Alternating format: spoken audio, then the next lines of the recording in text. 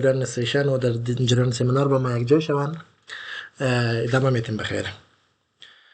خوش آمدید دوستان به سیشن امروزی. یک سمینار معلوماتی هستند که با شما در مورد فایننس دیپرو چه هستند، کدام بخشا در سرتیفیکت ما در نظر میگیریم، چرا شما نیاز دارین که فایننس دیپرو رو باید بگیرین، کدام مراحل در بخش وجود داره، از طرف نورین کدام سیستم و کدام ترینینگ متریال و کدام بخشای مشخص ما داریم که با شما شریک میکنیم تا شما آماده شوین به امتحان بین‌المللی از اونا از پی ام پرنجوز. این تمام چیزا دوستان در امروز بحث میشن. خدا با شما معرفی میکنیم دوستان. نام ما قدرت الله قدرت است. بیش از 10 سال تجربه کاری در بخش پروگرام منیجمنت، پروژکت منیجمنت، میل و سیستم بیلدینگ کار کردیم در بخش‌های دولت، انجوها و در بخش بزنس.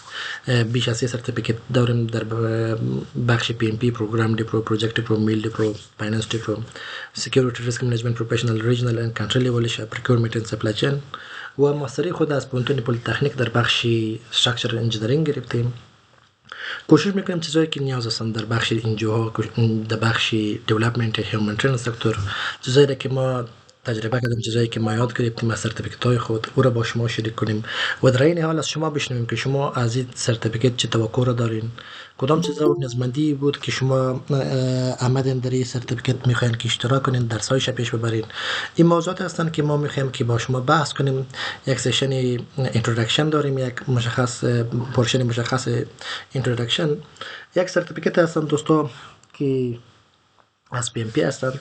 این سرتیفیکت دوستان وقتی که ما یک سرتیفیکت اینترنشنال را نام میگیریم، معنایش چی هستند؟ ما چند نوع سرتیفیکت داریم. مثلا این سرتیفیکت هستند مشخصا ما سرتیفیکت گفته میتونیم. این دوستا با شما اکسپریانس تان، تجربه تان چی هستند، کدام چیزا را شما یاد گرفتین و کار به کدام شکل انجام میدین، پرفورمنس تان از اینا ضمانت میکنه. یعنی ما وقتی که یک کورس اشتراک میکنیم، مثلا سمینار امروزی را که شما اشتراک میکنین، اگر ما با شما به خاطر هم یک روز سرتیفیکت میدادیم، ما او سرتیفیکت به نام سرتیفیکت و پارتیسیپیشن یاد میشه. ما فقط تایید حاضر میکردیم که بله این اشخاصی که هستن در داخل در سمینار امروزی، از سمیناری که ما دایر کرده بودیم، اینا اشتراک کرده بودن. ضمانت حاضر نمیکنیم که شما چیز را یاد گرفتین یا نگرفتین، آیا موضوعات را فهمیدین یا نفهمیدین. باز دوستا درجه بعدی که سرتیفیکت ها میه با نام سرتیفیکت های کامپلیشن یاد میشن. معنای از این میدن که اشخاصی که مکمل ترینینگی که هستن از شروع تا ختم در ترینینگ اشتراک میکنه. ما اشخاصی که با سرتیفیکت به شما میتن، مثلا ما در آخر روز اگر شما در بخش فایننس هم کار میکنین، از طرف نورین با شما سرتیفیکت اف کامپلیشن ارائه میکنیم. کامپلیشن معنای از این میدن که این شخص با ما از شروع تا ختم این پروژه، این درس و این متریال با ما خواندن، اما به خاطر که ما اتورایز نیستیم، ما اجازه از را نداریم که شما را سرتیفای بسازیم. ما از یادگیری شما، از تجربه‌ای که قبلا داری یا نداری، از اونا ضمانت نمیکنیم. از پرفورمنس شما ضمانت نمیکنیم، چون به خاطر که ما فقط ترینینگ را به شما آماده کردیم. وقتی که شما میرین در یک ساحه در اونجا کار انجام میدین، ما در اونجا کار شما را ارزیابی نکردیم که شما به کدام شکل کار انجام میدین. بعد از اون دوستا سرتیفیکت بعدی، درجه بعدی که به نام سرتیفیکت اف اچیومنت یاد میشه. این سرتیفیکت با اشخاص داده میشه که شما یک کورس مشخص را تعقیب کردین، تمام کورس پروژکتی که در اونجا وجود داره او را حل کردین، بحث کردین، تیم گروپ کورس پروژکت و اساینمنتی که او را تکمیل کردین، در آخر یک کویز و چیزا که بس یک امتحان داخلی را او را شما پیش بردین که این را باز ما شما به نام سرتیفیکت اف اچیومنت یاد میکنیم، اپریشیشن یاد میکنیم. از اون بعد دوستا درجه بالاترین که هستن با نام سرتیفیکت یاد میشه که 10 سرتیفیکت گفته میشه که شما در اسکرینتان میبینین. این سرتیفیکت باز جنبه اینترنشنال را دارن، هر شخص به احترام دارن. اگر شما پی سرتیفیکت پی ام پی میگیرین، هیچ کس باز صلاحیت و چی از این ندارن که شما پرسان پروژکت منیجمنت انجام بدن که آیا شما مدیریت پروژه را یاد دارین یا ندارین. چون همین سرتیفیکت از تجارب شما، از یادگیری و نالج شما، از پرفورمنس شما ضمانت میکنه. یک ارگان اینترنشنال هستن که تمام دنیا به یک باور هستن. دو دیگه دوستا از پی ام پرنجوز، یک سرتیفیکت نمونه دیگه از پی ام پرنجوز هستن که شما در اسکرینتون میبینین، از پروگرام دیپرو هستن. این سرتیفیکت از پی ام پرنجوز هم اینترنشنال هستن. اینا هم به شما این سرتیفیکت هستن که ما بعد از امتحانی را گرفتیم، تمام چیزای نیازمندی‌های از اونا که بودن اون را در نظر گرفته، بعد از اون سرتیفیکت به ما داده شد. ما شما را به این شکل، اگر شما را در بخش فایننس هم سرتیفیکت میتن، دیزاینشون هم به همین شکل میباشن. حالا دوستان میام با شما معرفی میشیم. ما خود با شما معرفی کردیم، شما نامتون به ما میگین، از کدام ولایت با ما در این سمینار شما اشتراک کردین، خواستتان از این ترینینگ چی است و کدام پیشنهاد یا کدام نظریات یا کدام دیدگاهی را دارین که با ما میخواین شریک کنین. ما نام شما رو میگیم، شما با شکل مسلسل خود باز معرفی کرده میرین. دوستان نامش مشخص مکمل نوشته نشده، بی نظری. مهربانی خود معرفی کنید. بی نظری، بی دات نظری یک کس هستند که نام خود بی دات نظری نوشته کرده. مهربانی خود معرفی کنید. بانو حمیده معیار. اغلی حمیده معیار تاسو خپل ځان معرفي کوئ؟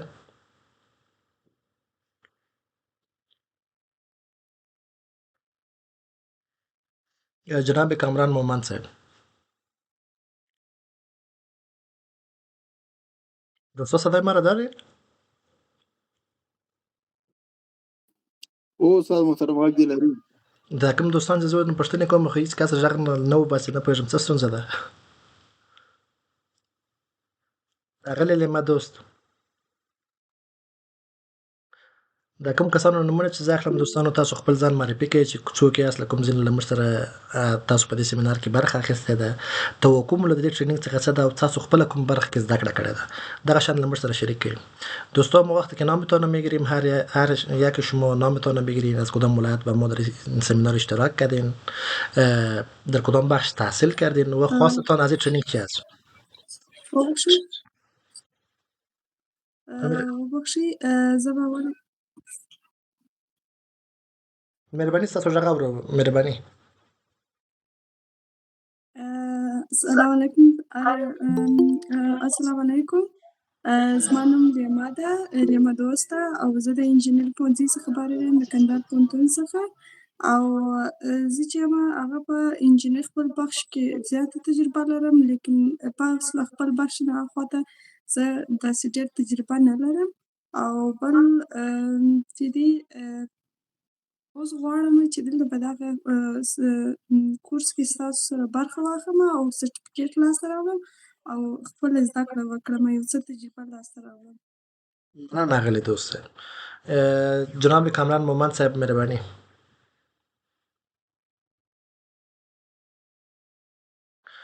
جناب محمد مبشر صاحب مهرباني. سلام خدمت دوستان و استاد گرامی، خوشحال هستم که امشب همراهتان هستم و آرزو دارم چیزی را که میتونم در کورس به دست بیارم بتانم به دست بیارم. و من نام محمد مبشر، فارغ اقتصاد هستم. در بخش مالی کار کردیم ولی متاسفانه در این جوها هنوز کار نکردیم و در سیوی ممی بخش خالی است. دیگه کوشش میکنم از طریق از این برنامه آماده شم برای کار کردن در بستای مالی مؤسسات. خوش آمدین جناب مبشر صاحب. بانو مرسل سحاک مهرباني.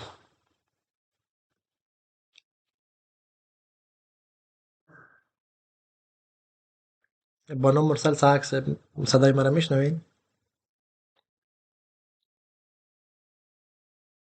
جناب شعیب سرورزی صاحب. السلام علیکم ورحمت الله. محترم استاد د کلاس ګډونوال ته احترامونه. او استاد محترم شعیب سرورزی یم، کابل کې اوسېږم، MBA مې کړې ده او زه تاسو سره په پروجیکټ ډي پرو کلاس کې هم یم او غواړم چې فاینانس ډي پرو کې هم اشتراک وکړم.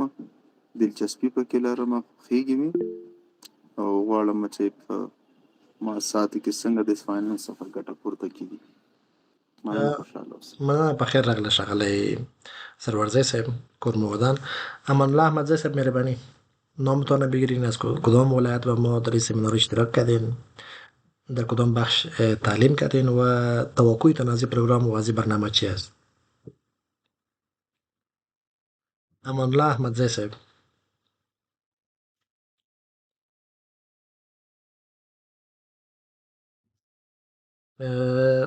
جناب یاسر ارمان صاحب مهرباني. یاسر ارمان صاحب. سلام ویلې استاد محترم تاسو ته او د ګروپ ټولو ملګرو انسانانو ته. په دې هیله چې روغ جوړ به یاستئ او د صحت جامې به مو په تن وي. یاسر ارمان یم د کندوز ولایت نه تاسو سره. ما خپله هم BBA فاینانس نه فارغ یم.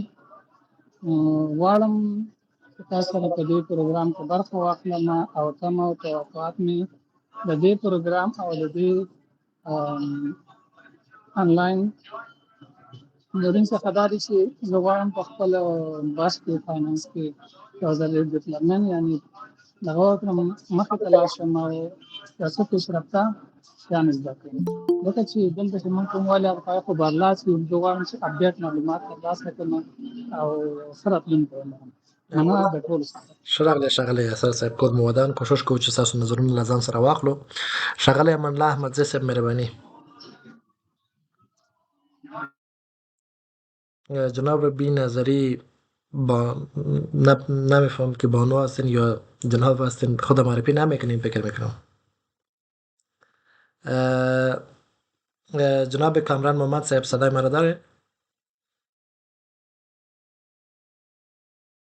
اغلی مدینه دوست، مهربانی تاسو خپل ځان معرفي کړئ. السلام علیکم ورحمت الله وبرکاتہ ټولو ته. الله جو کې ښه یاست. زه مدینه دوست یم، د کندهار اوسېدونکې یم. د انجینري پوهنځي څخه په 2022 کال کې فارغه شوې یم.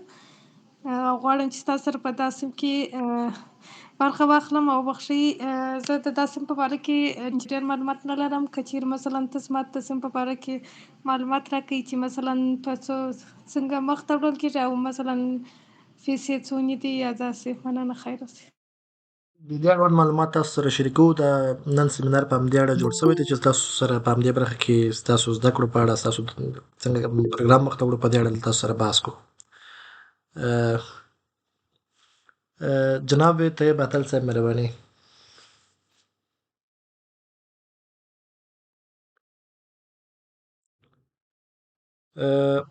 فکر میکنم دیگه دوستان نمیخواین خود شریک معرفی کنن. بانو هم. السلام علیکم ورحمت.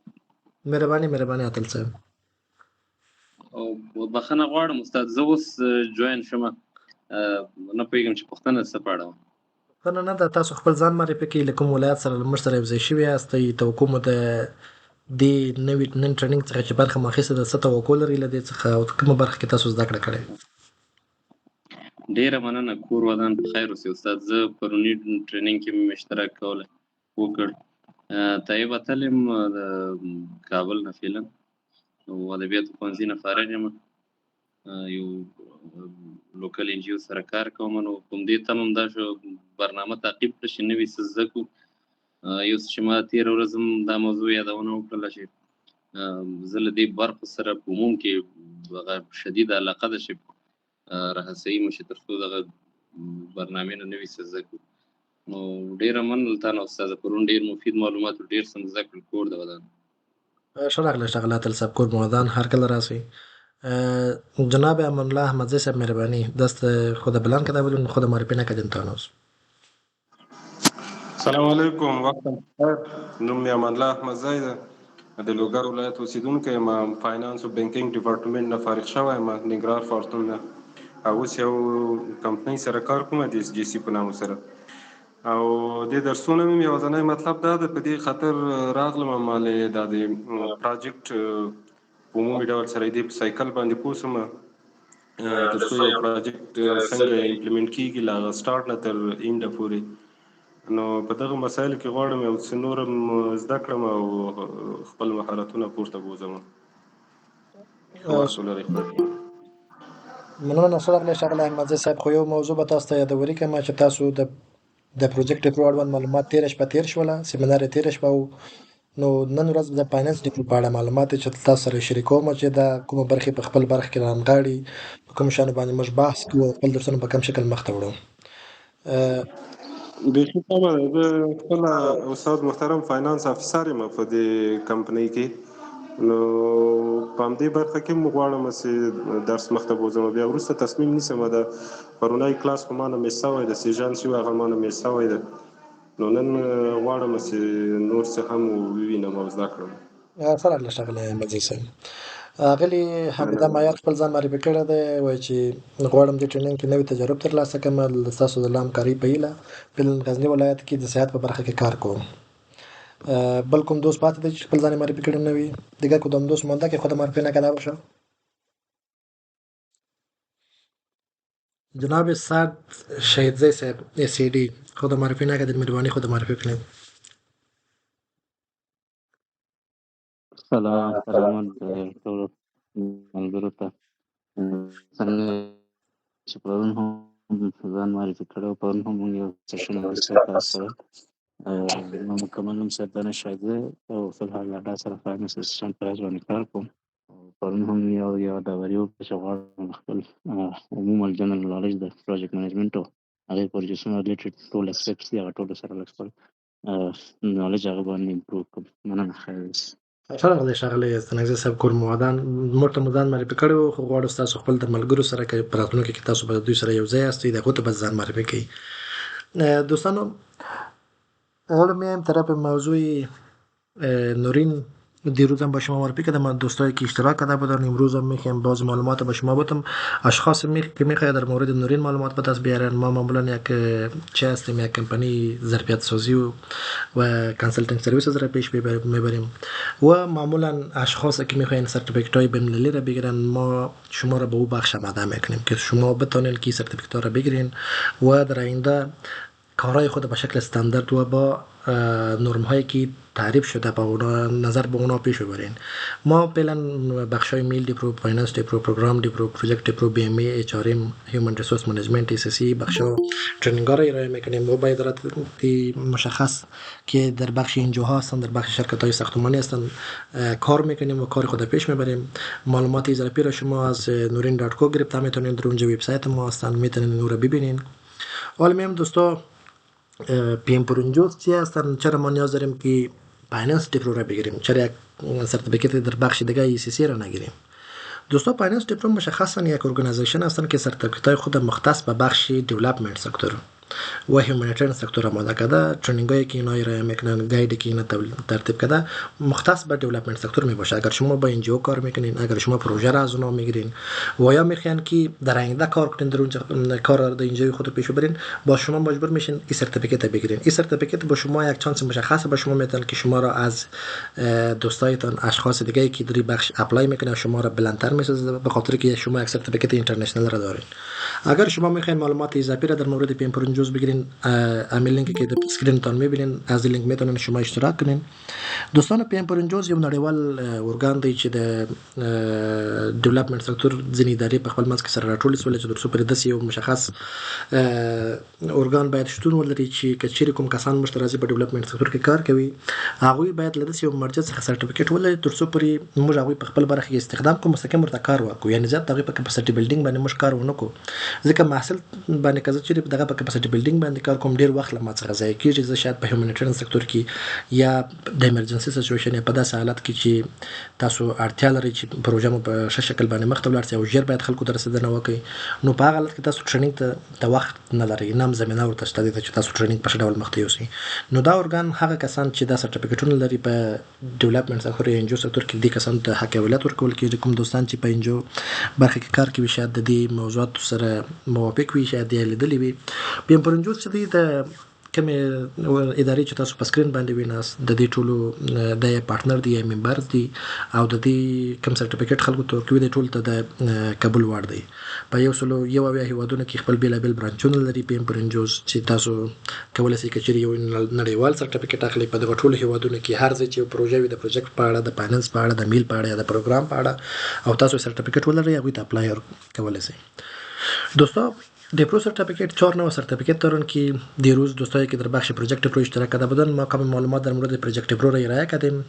امروز میایم دوستا موضوع پروژکت پرو تناسب ریاضی تمرکز میکنه. پروژه از شروع تا ختم از کدام مراحل طی میشه، ما چطور میتونیم که اشخاصی که در پروژه کار میکنن اونا رو خوبتر مدیریت کنیم، ریسورسی که در خدمت ما داده میشه اگر او فول باشه، اگر او اکویپمنت باشه، وسایل یا متریالی که ما داریم از اونا چطور استفاده میکنیم، چطور ارتباطات قائم میکنیم با دیگه ادارات، کامپلنس چطور منعقد میکنیم، کاری که به ما سپرده میشه مثلا ما تایملاین از اینا را به کدام شکل ترتیب کرده میتونیم، چطور در وقت معینی که به ما تعیین شده کار خود تکمیل کرده میتونیم. پروژکت پرو در همین بخش کار میکنن. و مهربانی کدام دوست سوال داشتن؟ عالمیان وبخښئ ستاسې اواز ستاسو کار ته وصل کېږي او مثلا سکرین هم بند و دغه یو وارې بند شي بیا چلند شي. نور دوستانو ستاسو سره او معامله استاد محترم فکر کوم ستاسو انټرنیټ کمزورې دی. شاید زموږ انټرنیټ کمزوري دی. نه پوهېږم. استاد همدا ستونزه ده، موږ فکر کوو چې زموږ انټرنیټ کې مشکل دی. ښه نو لا نه پوهېږم، دلته خو وای فای ده، څنګه کمزوري کوي په دې باندې مې سر خلاص نه ده. اوس زما غږ تاسو اورئ؟ او استاد محترم غږ دې راځي خو سکرین نه لرو. سکرین خو شیر دی. اوس مو سکرین راغی. ښه نه پوهېږم دا یو ستونزه به اوس پېښه شوې وي. وای فای دی دلته مخکې خو دا ستونزه نه جوړوله. اوس که زما غږ په صحیح ډول باندې تاسو اورېدلی شئ چې زه ادامه ورکړم خپل سیشن ته. او مننه استاد، غږ مو شته دی، سکرین هم شته دواړه. دوستان دیگه سرتیفیکت به نام میلدی پرو هستن که ما پرده شب در مورد میلدی پرو یک سمینار را میگیریم، معلوماتش به شما ارائه میکنیم که در میلدی پرو ما کدام چیزا را بحث میکنیم، کدام موضوعات را نیاز هستن که ما باید او را در نظر بگیریم. از او بعد امروز سرتیفیکت فایننس پرو هستن که مثلا سر از اونا بحث میکنیم، گاید از اونا و کدام شکل هستن، کدام موضوعات را در بر میگیره و شما باید از این چی توقع داشته باشین، چون بعضی اشخاصی که موضوع فایننس را میشنوه فکر میکنه که مالی هر چیز شامل هستن. ما باید در اینجا اکاونتینگ مکمل چیزی که نذاشتن یا چیزی که هستن اون رو باید بفهمین، چیزی که مثلا بجټینگ باشه، چیزی که تفتیش باشه، این تمام چیزا رو ما به شما میگیم که در فایننس پرو ما تا کدام حد پیش میریم. از اون بعد دوستان موضوع پروگرام پرو هستن که از طرف پیم پرینجوز توضیح میشه. دوستان تاسو په پښتو یا دري ژبه باندې خو راحت یاست، کوم ستونزه خو به نه وي؟ هیڅ مشکل نشته استاد، څه نشته. حالا دوستان میم موضوع فایننس پرو چی است؟ سیده کوم ستونزه نشته. فایننس پرو کدام موضوعات را در بر میگیره، کدام چیزی هستن، چرا ما نیاز داریم که فایننس پرو را بخونیم؟ دوستان فایننس پرو یک سرتیفیکیت یا گاید هستن که از طرف پیم پرینجوز تولید شده، ترتیب شده، یعنی مختص دیولپمنت سکتور را در نظر گرفته را ترتیب کردن. در اینجا شما وقتی که فایننس پرو را میخوانید شما میتونید که یک پروژه بخش مالی یک پروژه را خوبتر مدیریت کنین. اگر شما در یک بخش مالی یک دیولپمنت سکتور یک اداره کار میکنین، یک دوست ما گفت که ما در اونجا کار میکنیم، اگر فایننس پرو را شما سرتیفیکیتش بگیرین یا قواعد و اصول و طولایی که در اینجا به شما یاد داده میشه از اونها استفاده کنین، شما میتونین یک فایننس منیجر خوبتر در بخش اینجا باشین و در معمولا تمرکزشان در بخش انجوها می باشن و اینا معمولا به اشخاصی که نان فایننس هستن، پروژکت استاف. مثلا ما تیم پروژه، هر شخصی که در تیم پروژه کار میکنن نیاز دارن که باید از بخش مالی معلومات داشته باشه. پول کدام شکل میایه، آیا این پولی که به دست ما میاین اینا ریستریکتد است یا نیستن، مختص به یک بخش می باشه یا ما میتونیم در هر چیز از اینا استفاده کنیم، کدام کدها یا کدام اشخاص به ما کمک میکنن. چون در دیولپمنت سکتور ما معمولا پول کمک را مثلا یا از ورلد بانک میگیریم یا از نهاد مؤسسه، چرا از گروه مشخصی تجارا را میگیریم، اونا را میریم در داخل پروژه خود استفاده میکنیم که در اینجا باز ما باید بفهمیم که پول به کدام شکل به ما داده میشه، چه وقت به ما داده میشه، ما چطور اینا تنظیم کرده میتونیم، کامپلاینسش به کدام شکل در نظر میگیریم. اگر پول به یک شخص میتیم که برین شما در یک ولایت برزن یک پروگرام را بگیرین، چطور به خود یعنی کدام چیزا و کدام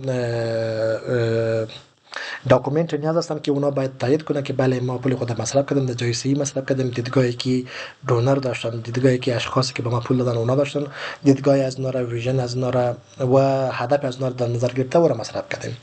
در اینجا دوستان ما کوشش بکنیم که طولایی که نیاز هستن اکاونتبیلیتی را، اگر شما فایننس پرو رو خوبتر میفهمین، شما هم به دولت جواب داده میتونین، هم به دونر جواب داده میتونین، هم نیازمندی‌های مردم را شما برآورده ساخته میتونین، به خاطر که پولی هستن که مشکلات را معمولا در اونجا حل میکنه. شما با پول هم میتونین که خرید کنین، هم میتونین شما اشخاص را استخدام کنین، هم میتونین به مردم ترینینگ را ارائه کنین. در هر جای پولی هستن که با شما کمک میکنن تا شما کارهای خود را به شکل خوبتر پیش ببرین. در فایننس پرو که هستن دوستا، چرا نیاز شد که ما باید فایننس پرو را بفهمیم؟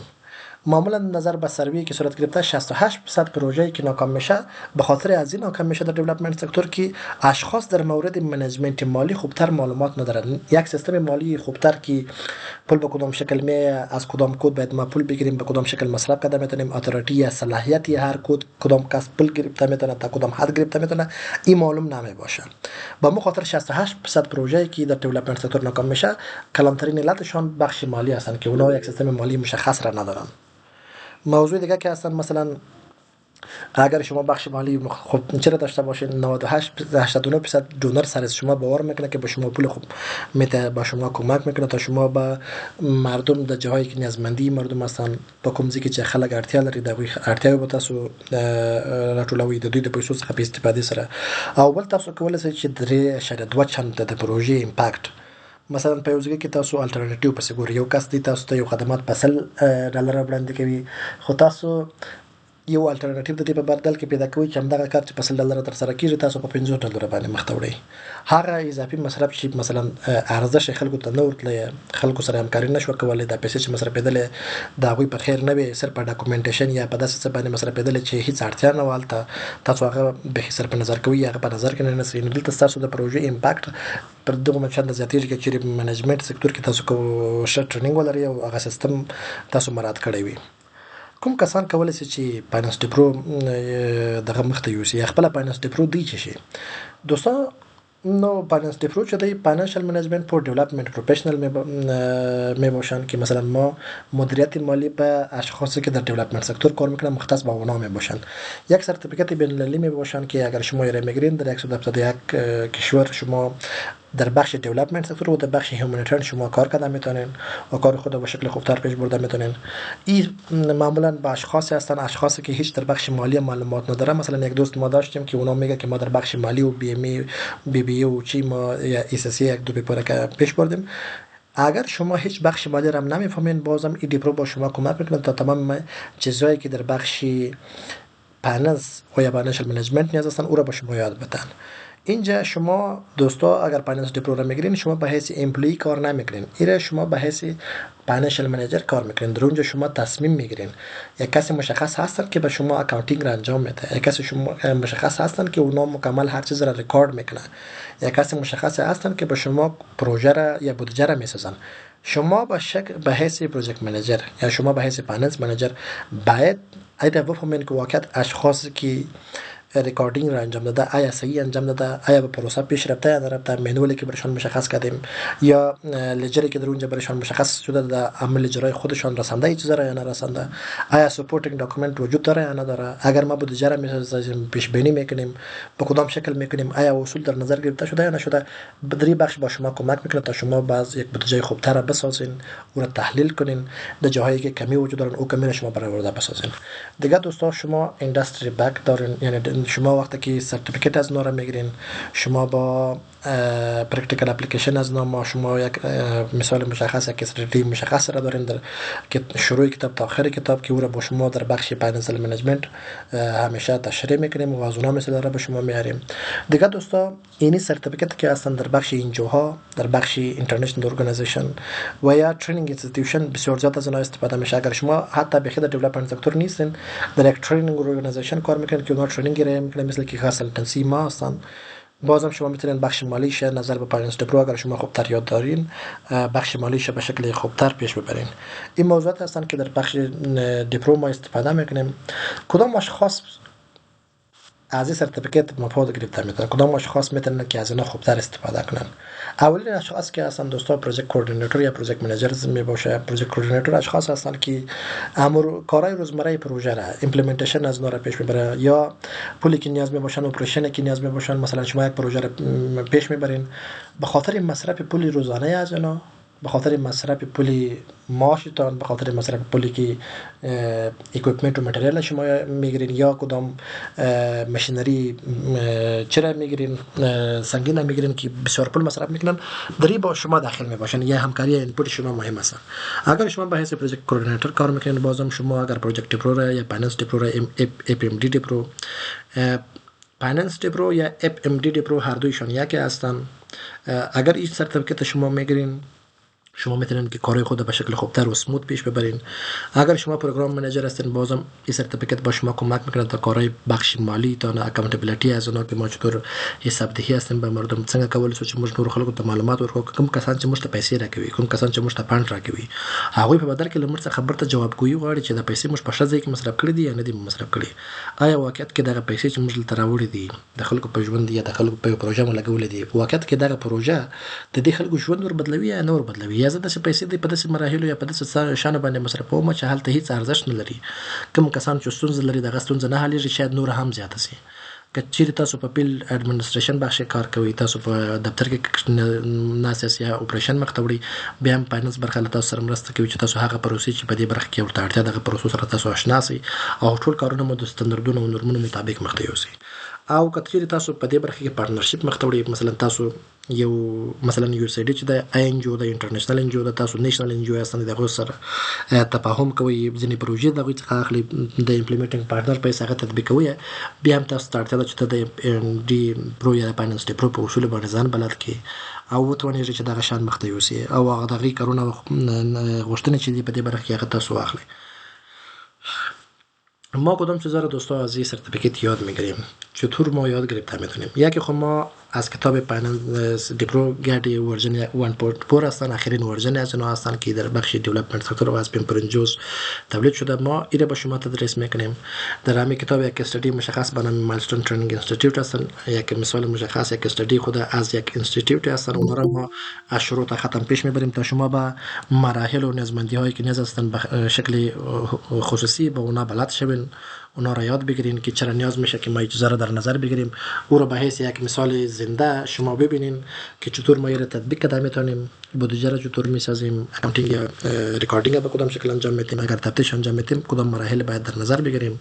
از اون بعد اکسرسایزهای مشخص و تمپلیت های مشخص هستن که با شما شریک میشه در درس و در آخر باز میخوایم به شما را به فاوندیشن سرتیفیکیت اگزام از اونها یا گلوبال از اونها یا این کانتری از اونها آماده بسازیم تا شما یک امتحان مشخص از اونها را بگیرین. در ختم همین درس و توقعی ما هستن ما شما را به گلوبال سرتیفیکیتشون آماده میکنیم. خود دیپرو کارت که هستن دوستان، ما کتابی را که پیش میبریم به دو سکشن توزیع شده. یکی کی کانسپت اند تولز هستن.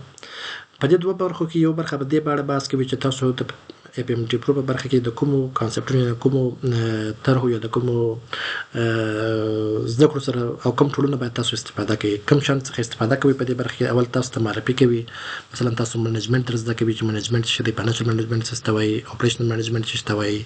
که زه د لیجر کلمه یادوم، لیجر څه معنا لري، که چیرې زه د سپورټینګ ډاکومنټ کلمه یادوم دا څه معنا لري، دغه شان سره تاسو بلدوي. په دومره برخه کې تاسو ته د مالی مدیریت څلور برخې دي یا څلور بیلډینګ بلاک دي، هغه تاسو ته معرفي کوي چې په هغې اکاونټینګ ریکارډ دی چې موږ څنګه کولی شو چې د خپل ټولې مالي چارې له ځان سره ریکارډ کړو. په کوم ځای کې مثلا زه یو انټري ته اړتیا لرم، په کوم ځای کې زه دوه انټریانو ته اړتیا لرم، په کوم شکل زه باید دا شان مخ ته یوسم، څنګه کولی شم چې زه یو مشخصه بودجه جوړه کړم، پلان جوړ کړم د خپل پروژې دپاره یا د خپل ادارې دپاره، څنګه کولی شم دغه کوم پلان مې مالي پلان مې چې جوړ کړی دی، بودجه مې چې ترتیب کړې ده، دا نظارات کوم په کوم ځای کې کمی راځي، په کوم ځای کې زه اړتیا لرم چې نورې پیسې راواخلم، په کوم ځای کې زه انټرنل کنټرول سیستم، مثلا تاسو د مالي بخش کې کار کوئ، د تدارکاتو بخش هم ستاسو مربوطېږي. کوم کس چې د یو چا سره قرارداد امضا کوي د تدارکاتو په بخش کې، کوم چا چې قرارداد امضا کړی دی، آیا هماغه کس باید کوم مواد چې راورسېږي نظر د قرارداد په اساس باندې دی باید هماغه چک یا کوم بل کس. انټرنل کنټرول سیستم چې فساد ونه سي، پیسې بې ځایه مصرف نسي، تاسو اډیټ څنګه ترسره کوئ، تفتیش څنګه ترسره کوئ، په دې برخه کې تاسو ته درس در زده کوي، تاسو ته معمولا هغه ستندردونه او نورمونه چې اړتیا ده هغه تاسو ته در پېژني تر څو پورې تاسو په یو اداره کې ښه مراعات کوئ. دغه څلور برخې دي چې تاسو ته بیا مشخصا مالي مدیریت در زده کوي، یعنې د مالي مدیریت تر چتر لاندې دغه څلور برخې باندې موږ بحث کوو. دا برخې دومره ډیپ موږ نه ځو لکه ECCA په برخه کې، مثلا اوس زه F3 چې لرم اکاونټینګ ریکارډ یا فاینانشل اکاونټینګ، هغه یوازې که چیرې ته F3 یا برخه کې غواړې زده کړه وکړې، 2.5 میاشتې ته مجبوره یې، تر 2 میاشتې ته مجبوره یې زده کړه وکړې، ځان ته یو مشخص ګایډ لري، هغه پیپر به ته پاس کوې، بیا به بل پیپر ته ځې، بیا به بل پیپر ته ځې.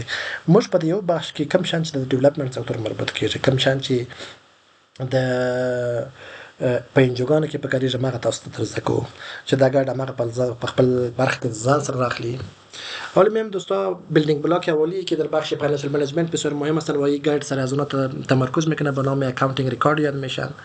این اکاونتینگ ریکارد ما به شکل خوبتر با شما در درس‌های بعدی که میاین امروز فقط معرفی هستن که با شما یا چی میکنیم. در اکاونتینگ ریکارد چند موضوع هستن که زیاد ما سر از اونها تمرکز میکنیم. یک فاینانشال اکاونتینگ هستن، یک منیجمنت اکاونتینگ هستن.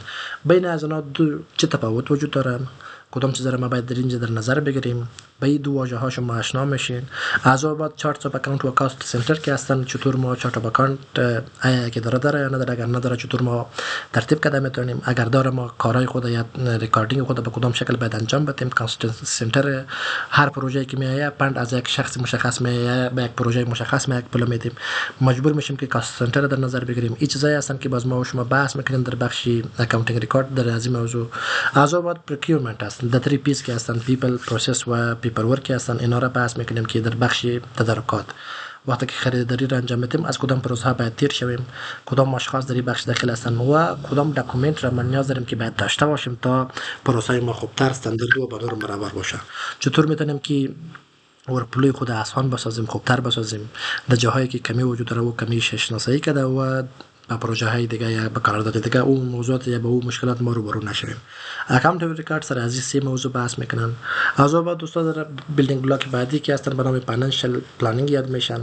ما چطور میتونیم یک بودجه مشخص خود میسازیم؟ مثلا ما اکتیویتی های کارهای بودجه خود یا پروژه خود میبینیم، از اونها چطور بودجه میسازیم؟ این موضوعات را با شما بحث میکنن.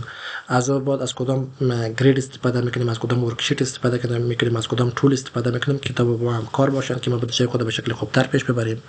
پولی که میایه از طرف یا در بودجه ما از آنها استفاده میکنیم، آیا restricted است یا unrestricted پول هستن؟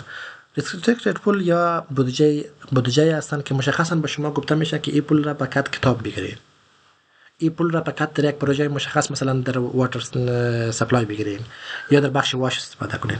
شما نمیتونید که از این پول برزن کارهای اداری خود انجام بدین. یک پرینتر از سر از اونها خریده نمیتونین، تیلی موتری که به خاطر استفاده چی تون میشن و اونا داده نمیتونین، استاپ خود که سالاری میتونین از این پول داده نمیتونین. یک پول هستن که unrestricted هستن. اشخاص با شما به حیث ارگان خیریه هستن یا انجو دارین، اشخاص میاد به شما پول میدن که از این پول یک پروژه را شروع کنید به مردم خیرش برسه. این پول را با دستتان آزاد هستن. شما در هر پروژه‌ای که مصرف میکنین به کدام شکل مصرف میکنین، کدام لیمیتیشن سر شما وجود ندارن. وقتی که شما بخش مالی را پیش میبرین، شما باید هر دو سورس از ناکه پولتان آیا ریستریکتد هستن یا unrestricted هستن باید شما بفهمین و مصرفشان باز با اونا از شما راپور میخواد، جواب میخواد، اکاونتابیلیتی نیاز داره در بخش او را با شما میدن. دیگه دوستا دونر ریدی بجت که هستن، وقتی که ما بودجه خود میسازیم به دونر ارسال میکنیم، اونا با ما قبول میکنن. چطور میتونیم که در بخش پلانینگ از اینا استفاده کنیم یا ترتیب کنیم؟ سر از این موضوعات بحث میکنیم. بعد بیلدینگ بلاک دیگه که در بخش فاینانشال منیجمنت ما در نظر گرفتیم فاینانشال مانیتورینگ هستن. بودجه را که ساختیم به شکل دوامدار از اینا نظارت میکنیم. دا که می بودجه چې موږ جوړ کړی د ډونر په هغه بخش کې موږ ته پیسې راکوي. کله چې موږ دا تطبیق مرحلې ته وړو، زه باید په دوامداره شکل سره د خپل بودجه نظارت کوم.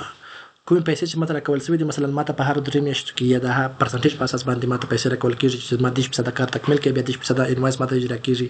نو زه خپل ټول کارونه باید د همدې بودجې په اساس باندې کوم پیسې چې ماته رارسېږي په دې اساس باندې په نظر کې ونیسم. داسې نه وي چې ماته د 10% پیسې راځي خو ما ټول د خپل پروژې ټول چارې ټول مصرف په لومړي روبه کې راوړی وي چې 100% پیسې باید زه دلته مصرف کړم.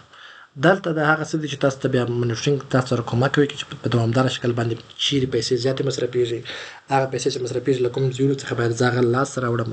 دلته تاسو وریانس انالایز کوئ، تاسو تفاوت کوئ چې په پلان کې موږ څو مثلا تاسو لیکلي وو چې موږ $2,00,000 فرضاً موږ باید تر دې روبې پورې مصرف کوو، اما تاسو چې اوس په روبه تکمیله شوې ده تاسو وګورئ چې تاسو $2,40,000 مصرف کړي دي.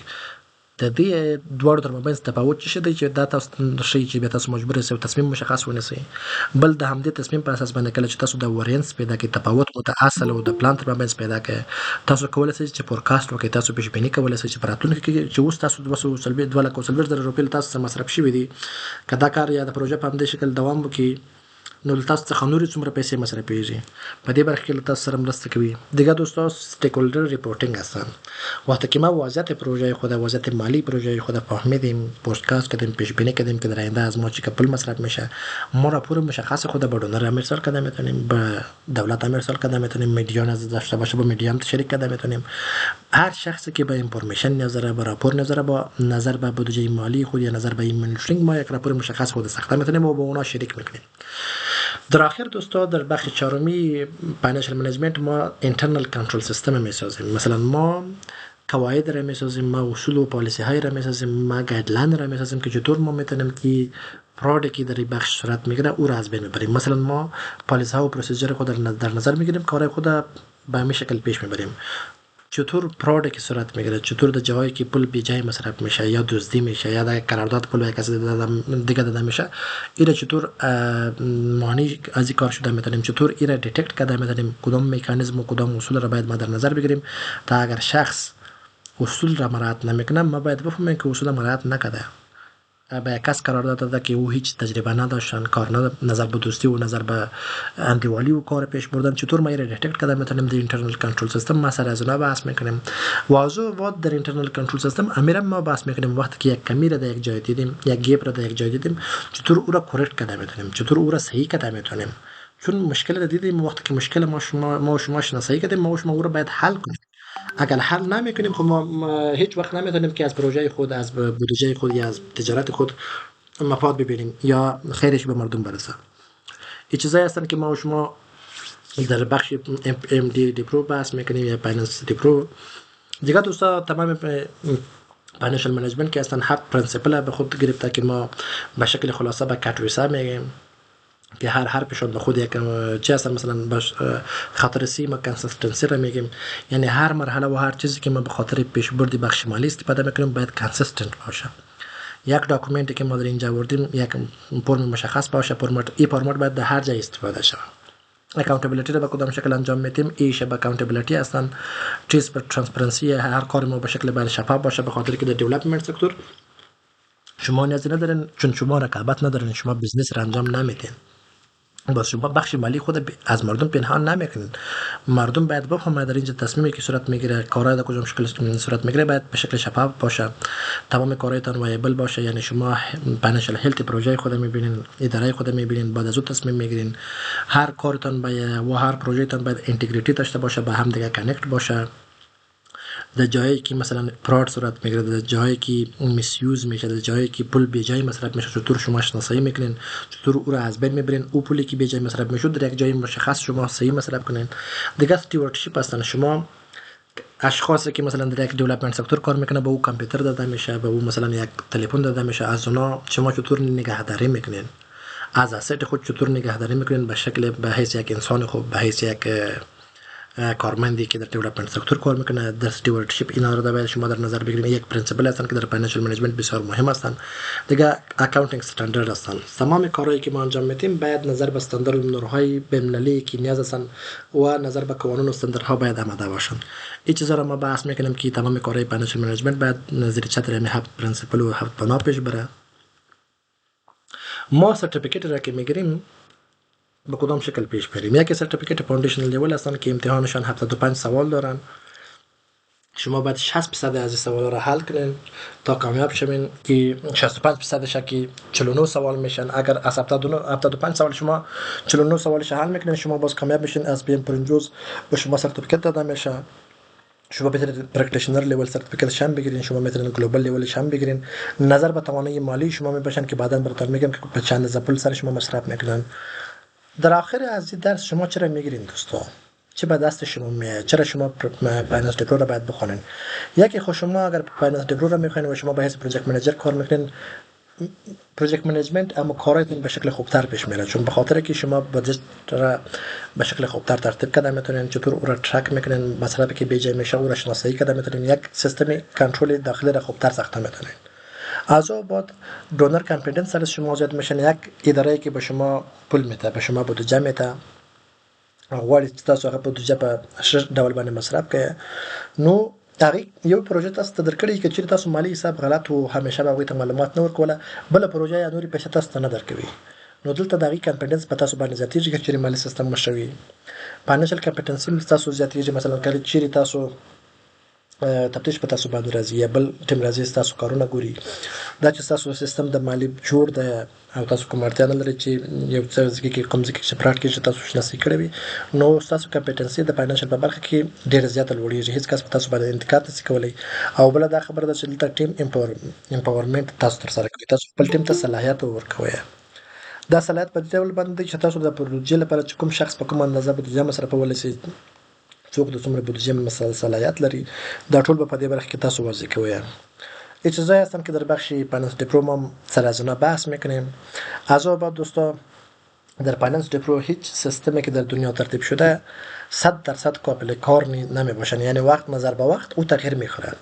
ما در بخش فایننس دیپرو یک سیستم را PM4 انتخاب کرده که ما به هر کار خود یا به هر بودجه خود پلان میسازیم. مثلا بودجه را میسازیم، سیستم مشخص مالی خود میسازیم، در جاهایی که مثلا لایحه وظایف نیاز باشه کدام شخص با کدام شکل صلاحیت دارن او را ترتیب میکنیم. بعد از اون کاری که در پلان خود ترتیب کردیم این انجام میدیم، این ایمپلیمنت میسازیم. پروسه‌های مالی خود میبینیم، ریکاردها را ترانزکشن تمامش ریکارد میکنیم، ریسورسات که در خدمت ما هستن او را از اونها استفاده میکنیم و از اون بعد این ریویو میکنیم. این پروسه خود دوباره میبینیم در کدام کار یا در کدام جاهایی که نیاز بود که کمی وجود داشتن در پروژه بعدی او کمیاش باید در نظر از بین ببریم به خاطر که کار نمیداد. در جاهایی که نیاز بود که شما او را خوبتر و دیگه هم قوی کنین اون به شما معلوم میشن و نظر به پلان دو ریویو سرکل شما تمام کارهای خود به همین شکل پیش میبرین و همیشه تغییرات میارین در سیستم اداریتان، در سیستم مالیتان، در پروسه هایی که کار نمیده، پروسه هایی که وقتتان ضایع میکنه، پروسه هایی که پولتان رو مصرف میکنه او را بخی از بین میبرین و کوشش میکنین که از پول و از ریسورسی که در خدمت شما داده میشن از اینا به حد اعظمی از اونها استفاده شود. اجازه هستم دوستا که ما در فایننس دیپرو از آنها استفاده میکنیم. بازم در مورد سوالا و امتحانش با شما معلومات دادیم. ما پروگرام خود را طوری ترتیب کردیم که ما به شکل آنلاین شما در کلاس اشتراک میکنین. از اون بعد باز کتاب مشخص فایننس دیپرو هستن که با شما شریک میشه به شکل ثبت. شما 2 بار الی 3 بار او میخونین. از اون بعد رجیستر میکنین خود در بخش PM4 به اگزم از اونها اگر نیاز داشتین، چون در ختم از اونها ما به شما یک سرتیفیکت از طریق نورین میدیم. اما اگر شما سرتیفیکت اینترنشنال از PM4 میخواین باز در اونجا خود رجیستر میکنین، امتحان خود بک میکنین، اسکیجول میکنین، امتحان خود سپری میکنین. از اون بعد با شما یک سرتیفیکت دیپرو داده میشه که با شما پروژو فایننس دیپرو سرتیفیکت شناخته میشین. امتحانشان 2 ساعت وقت میگیره و 75 سوال دارن که و اوپن بک میباشن. ما ریسورسی که در خدمت شما میتونیم در جریان ترینینگ یک سافت کاپی کتاب به شما شریک میکنیم. لرنینگ منیجمنت سیستم هستن که در پالوی از اونها ما او را در اونجا به شما اکسس میدیم. یک گوگل کلاس روم ترتیب میکنیم که تمام پرزنتیشن هایی که ما در اینجا ارائه کردیم، ویدیو هایی که ما ریکارد میکنیم در اونجا به شما اکسس میدیم در بخش گوگل کلاس روم. سپورتینگ داکومنت که هستن در اونجا شریک میکنیم که شما استفاده کرده میتونین. به خاطر که در واتساپ اگر شریک میکنیم واتساپ از بین میرن، اما گوگل کلاس روم تا هر وقتی که شما به ایمیل خود دسترسی دارین شما گوگل کلاس روم هم دسترسی دارین. دیگه پرزنتیشن های مشخص با شما ترتیب کردیم، در بخش با شما شریک میشه. کویزهای مشخص در داخل بعضی سشن ها با شما شریک میشه. به خاطر که شما بعضی موضوعات را خوبتر بفهمین ما از اینفوگرافیک استفاده کردیم، از ویژوال استفاده کردیم. کتاب مشخص تئوری پرکتیکال تمپلیت مشخص فایننس را با شما شریک میکنیم. اساینمنت با شما ترتیب کردیم که شما در جریان کار بعضی کارخانگی خود انجام میدین. مثالی که با شما در جریان کتاب هر مرحله که میشه، مثلا ما ریکاردینگ انجام میدیم یا ما میخوایم که فاینانشال استیتمنت یا که چرا بسازیم، به کدام شکل ساخته میشه، به کدام شکل ما میتونیم او را بخونیم. این تمام چیزا را از یک کسری با شما آوردیم در کتاب، از اونها استفاده میکنیم. و اگر در پالوی از اونها دوستا اگر شما به آنلاین کوچینگ وان ان وان هم نیاز باشد، مثلا یک موضوع را شما خوب در نگرفتین، ما میتونیم بعد از وقت یعنی پیش از در جریان روز با شما تماس شده میتونین قبل با ما هماهنگی کنین، ما با شما همکار میشیم در بخش شما در بخش فایننس دیپرو خوبتر و چیزایی که نیاز باشن با مستندر نور میشن شما درسای خود یاد بگیرین. دا هغه څه دي دوستانو چې موږ په خپل فایننس دیپرو برخه کې په نظر کې نیولې دي.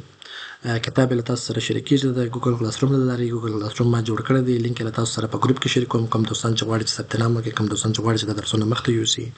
انفوګرافیک دی چې تاسو سره شریکو، په پریزنټیشنونو کې په نظر کې نیول شوی دی. فایننس ټمپلیټ دی چې تاسو سره به شریکو او کویز څخه به استفاده کوو.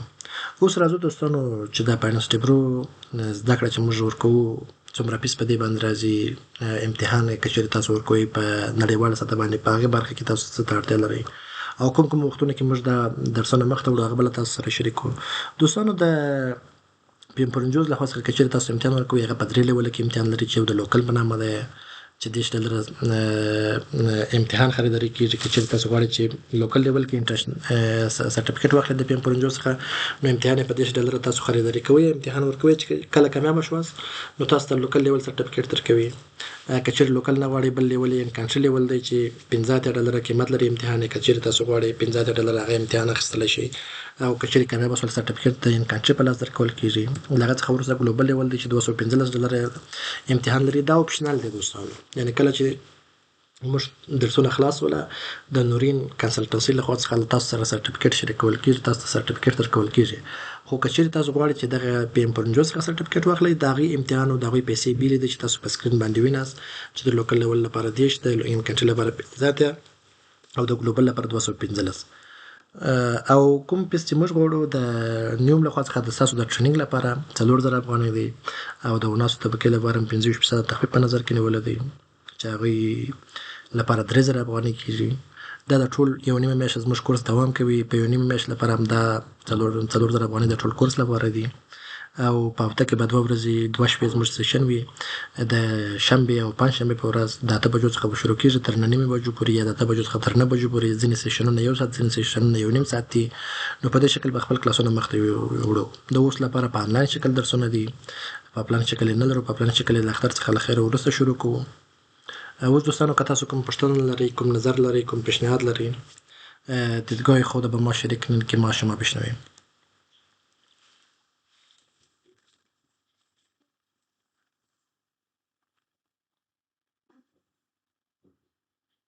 دوستانو که کوم پوښتنه لرئ زه په خدمت کې یم.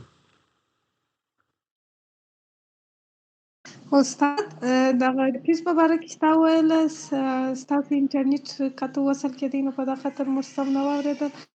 استاد مثلا څنګه وي، یعنې فیس یې په ټوله څو میاشتې، یعنې دا سیم چې دی څو میاشتې په یعنې دغه سیم څو میاشتې او مثلا په ټوله سیم باندې فیس هره میاشت 4 دی که یا مثلا په مکمل یو سیم لپاره تاسو ته غونې فیس ټاکلی دی؟ زموږ فیس د دا کورس به 1.5 میاشت کې خلاصیږي، د 1.5 میاشت به دوام کوي. کورس فیس 4000 د مکمل کورس ته د 1.5 میاشت لپاره 4000 افغانۍ دی، خو ستاسو لپاره 3000 افغانۍ کېږي چې یو ځل ته تحویلیږي، هره میاشت نه وي. هماغه 1.5 میاشت لپاره کله چې تاسو خپل فیس تحویلوئ مکمل پروګرام لپاره به تحویلوئ. تاسو فاینانس ټیپرو تر اخري سرټیفیکټه پورې په همدې بخش موږ تاسو رسوو. نور له هغه څخه وروسته که چېرې تاسو د پی ام پرنجوز امتحان ورکوئ نو هغه به تاسو خپله آنلاین یا د ماسټر کارت له خوا څخه یا د ویزا کارت له خوا څخه خپل امتحان خریداری کوئ او هغه به مخته وړئ. دوستای که میخواین که امتحان پی ام پرنجوز را باز پیش ببرن او پیس یا او پولی که از طریق پی ام پرنجوز شما گرفته میشن 3 پیس حساب نمیشه. این به خاطر ترینینگ هستن که ما شما میگیریم. اشخاصی که در گروپ فایننس دیپلومات شدن خوب هستن، اشخاصی که نیستن به ما ایمیل خود یا به ما نام خود ارسال کنید تا ما شما رو در گروپ اد کنم. دیگه درس ها امروز اورینتیشن بود، کدام هزینه نداشتن، فقط معلوماتی بود که ما کدام چیزا رو پیش میبریم. درس های دیگه مثلا روزی شنبه درس استاد محترم غږ مو بیخي نه راځي، سکرین خو بلاړه ورک شو، مو بیخي نه راځي، نه پیږي ولا نه پوهېږم اوس ما غږ تاسو اوس هم نه اورئ؟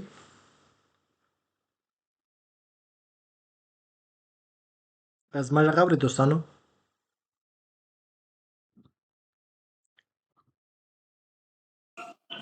استاد محترم صاحب را خو نه راځي، خو دا د ورځو په اړه باندې په ګروپ کې یو دغه پرېږدئ معلومات چې موږ پوه شو په کوم ورځو کې څو بجو نه څو بجو پورې. نور موضوع باندې خو زه پوهېږم. د ورځو په اړه چې دی موږ مخکې زما غږ اورئ دوستانو؟ د شنبې او پنجشنبې په ورځ د 8 بجو څخه تر 9 بجو پورې به زموږ کلاسونه وي. راتلونکي شنبې پورې عملا د خپله فاینانس لومړی درس شروع کېږي. زما غږ اورئ؟